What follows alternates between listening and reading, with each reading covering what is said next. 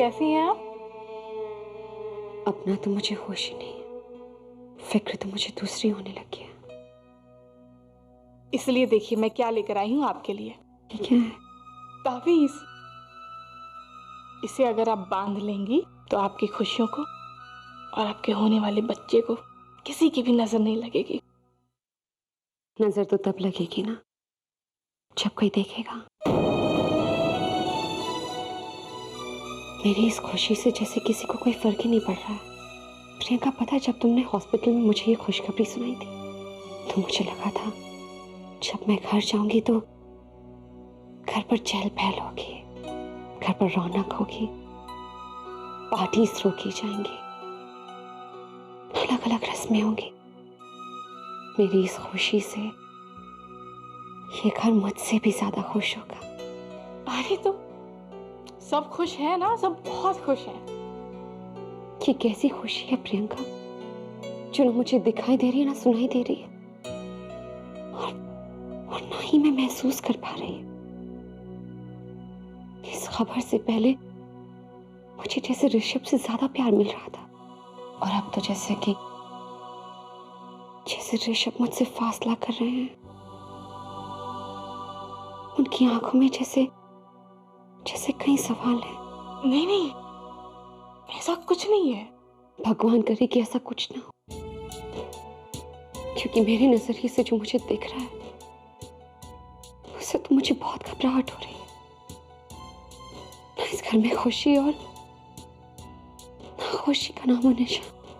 देखो ना प्रियंका, जब से हॉस्पिटल से आई हूँ मम्मी मुझे एक बार भी आकर मिलकर नहीं गई। वो एक्चुअली डैड को अचानक गोवा जाना पड़ा ना, इसलिए वो। मम्मी जी का कमरा मेरे कमरे से बहुत ज्यादा दूर नहीं है प्रियंका। आप इन सब उलझनों में मत उलझिए, सब ठीक हो जाएगा जेठानी जी। आप चलिए, आप आराम कीजिए, आप आराम कीजिए। क्या क्या सोचती रहती हैं आप? चलिए।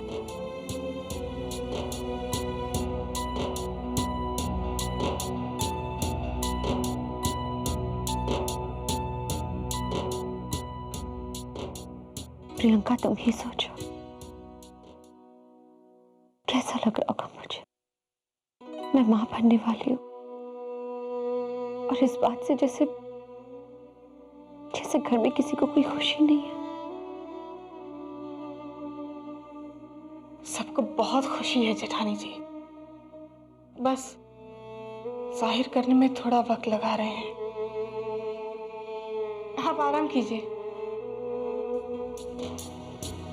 ये क्या जिंदगी है, ये कैसी है चाहत, ये क्या दुश्मनी है, ये कैसी अदावत। ना दिल है ना मोहब्बत, ना हकीकत ना शराफत। ना दिल है ना मोहब्बत, ना हकीकत ना शराफत। मिली है दुश्मनी की ये कैसी विरासत, मिली है दुश्मनी की ये कैसी विरासत। फोन करना है, आपसे बात करनी थी।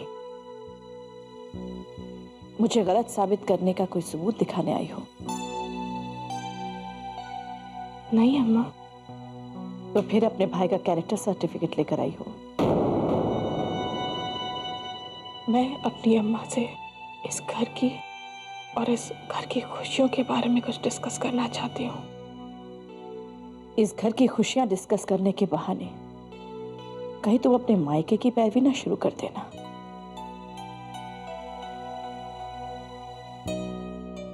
आपकी बेटी आपसे बात कर रही है अम्मा।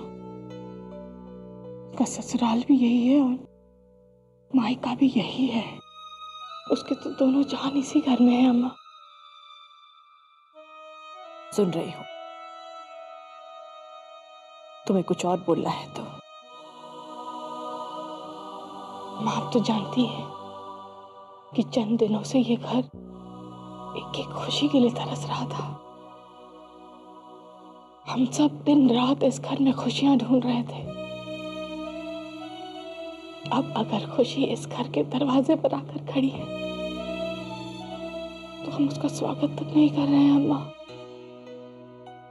जेठानी जी मां बनने वाली है और वो अपनी इस खुशी को सबके साथ बांटने के लिए तरस रही है अम्मा।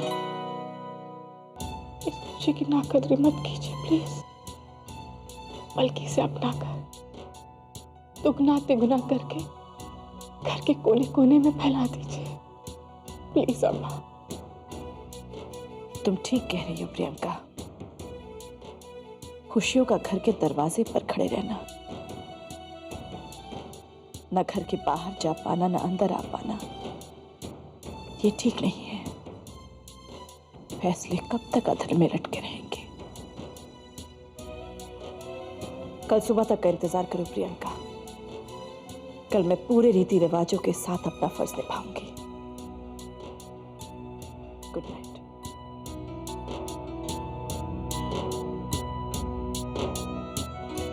थैंक यू अम्मा।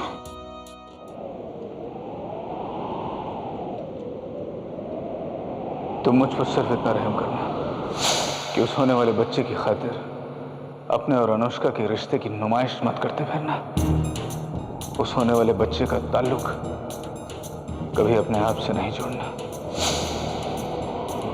आने वाले दिनों में तुम्हारी बीवी का पति और तुम्हारी बच्ची का बाप कोई और कहलाने वाला है। तुम तो तबाह हो गए कुणाल। उस होने वाले बच्चे की हकीकत किसी से नहीं कहना, किसी से नहीं कहना।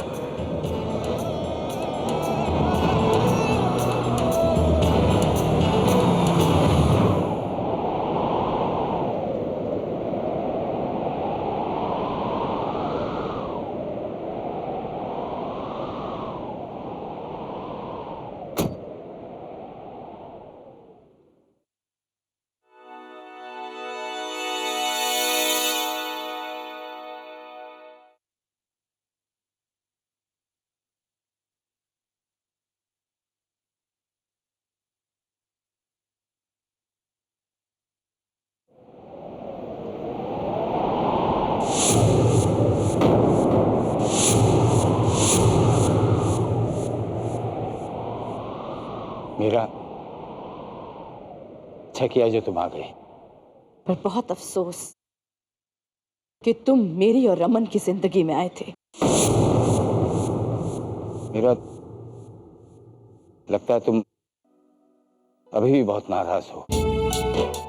जो आपकी दुनिया उजाड़ देते हैं ना, उससे आप सिर्फ नाराज नहीं होते। पहले मुझे लगता था कि दो दोस्तों के बीच दुश्मनी हो गई है, पर अब मुझे लगता है कि दो दुश्मनों के बीच कभी दोस्ती हुई थी।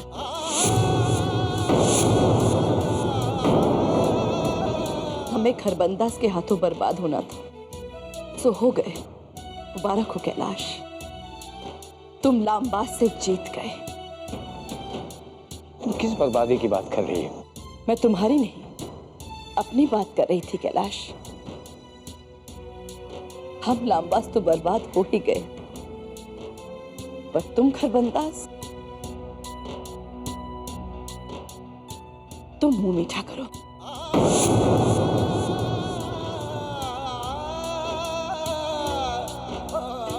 मुंह मीठा करो कैलाश।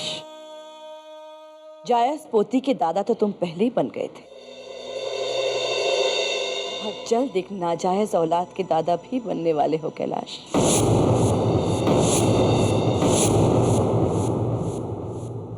नाजायज औलाद? अनुष्का और कुणाल की नाजायज औलाद। क्या वाहियात बातें कर रही हो मीरा तुम? वेरी बोना आंटी।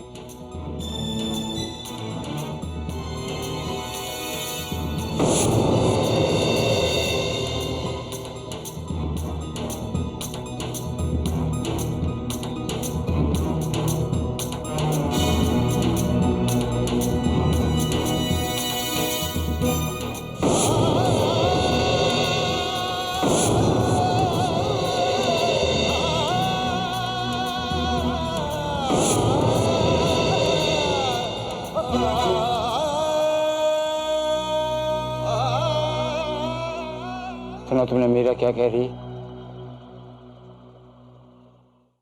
हाँ सुना मैंने आंटी क्या कह रही हैं,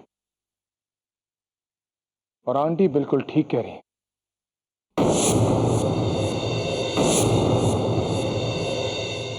आप अनुष्का और मेरी नाजायज औलाद के दादा बनने वाले हैं।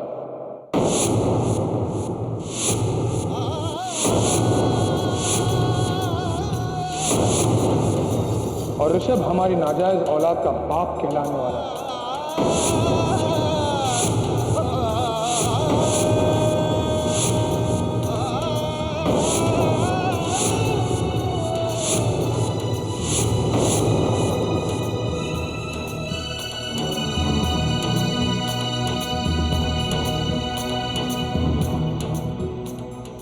ऋषभ क्या कहलाएगा और क्या नहीं, ये तुम उसकी मां पर छोड़ दो।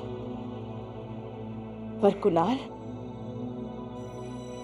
मैं तुम पर बड़ी हैरान हूं। मैं जानती थी कि सच क्या है, पर ये नहीं जानती थी कि तुम इस बेशर्मी से इस सच को कबूल कर लोगे। तुम खरबंदाज की जात ही अलग निकले।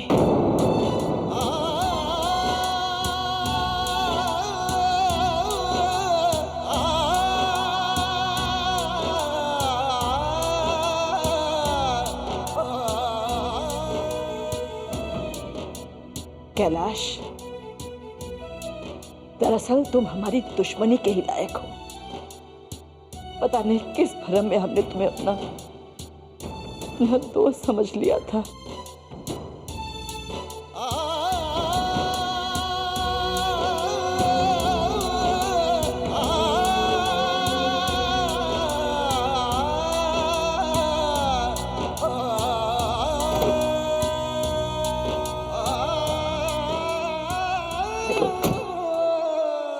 कुणाल, कुणाल, कुणाल।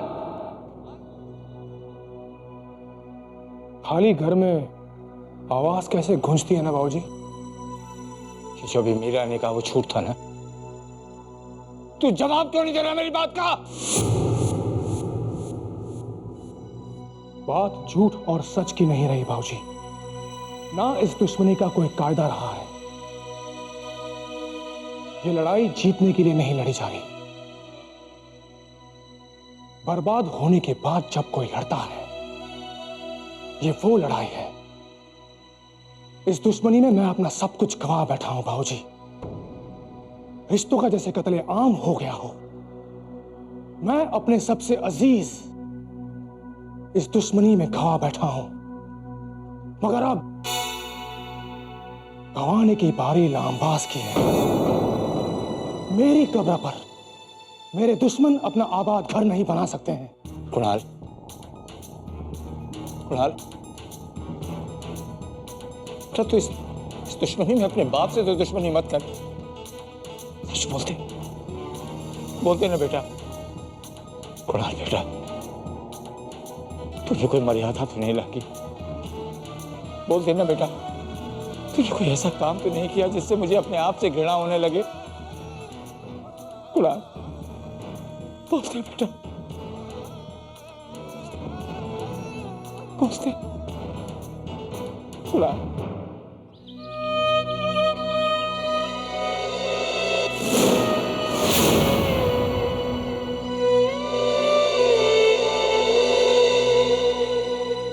जब भैया पर झूठे इल्जाम लग रहे होते हैं, तब वो गुस्से में गुनाह कबूल कर लेते हैं। मैं भैया की इस आदत को जानती हूँ, बचपन से ही। तुम्हारे बचपन और बचपने के मुताबिक ये घर नहीं चलेगा प्रियंका। कुणाल को जितना तुम्हारे ये ससुराल जानता है, उसके मुताबिक ये घर चलेगा। कुणाल ने खुद मेरे सामने आकर अपना पाप कबूल किया है, और वहां सिर्फ मैं नहीं, तुम्हारे बाबूजी भी ये बात सुन रहे थे। मेरे पहलो तली की तो जमीन खिसक गई, और तुम्हारे बाबूजी वो तो वहां खड़े खड़े ढह गए। तो जो मैंने सुना मैं उस पर यकीन करूं, या एक बेबस बहन की बेबुनियाद दलीलों पर? मुझ पर यकीन कीजिए आप, उस पर भैया सच नहीं कह रहे हैं। उन्होंने गुस्से में कहा है जो कुछ भी कहा, वो गुस्से में। वाह प्रियंका वाह, तुम्हारे भाई का गुस्सा जो लांबा परिवार की इज्जत को चंद शब्दों में फूंक देता है, और तुम्हारी सच्चाइयां जो तुम्हारे मायके के मर्यादा का झंडा लहरा रही हैं। बड़े दुख की बात है, मुझे तुम्हारी सच्चाइयों पर अंधविश्वास हुआ करता था, पर अब मुझे रत्ती भर भी भरोसा नहीं है। वो अनुष्का जिसने इस परिवार की इज्जत की धज्जियां उड़ा दी, तुम चाहती हो उसे और उसके बाप को हम अपना लें? हरगिज़ नहीं। बस अब तय ये करना है कि तुम उसे जाकर कहोगी या मैं कहूं कि या तो वो इस बच्चे की मां ना बने, और अगर वो इस बच्चे को जन्म देना ही चाहती है तो इस घर के बाहर जाए।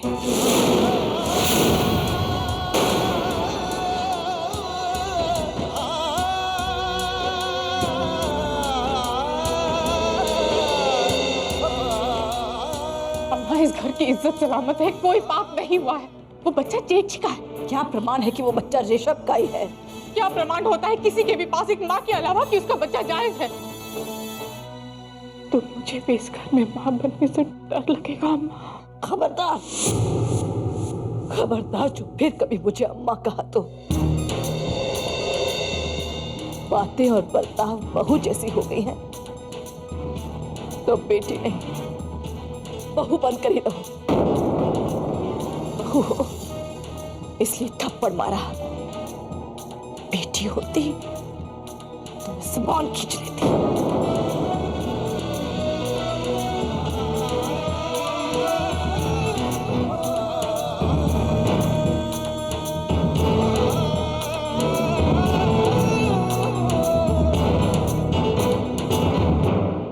क्या माँ, एक तो माँ जैसा बर्ताव भी करती है, दूसरी तरफ माँ कहने से रोकती भी है। ऐसा थप्पड़ तो सिर्फ एक माँ ही लगा सकती है।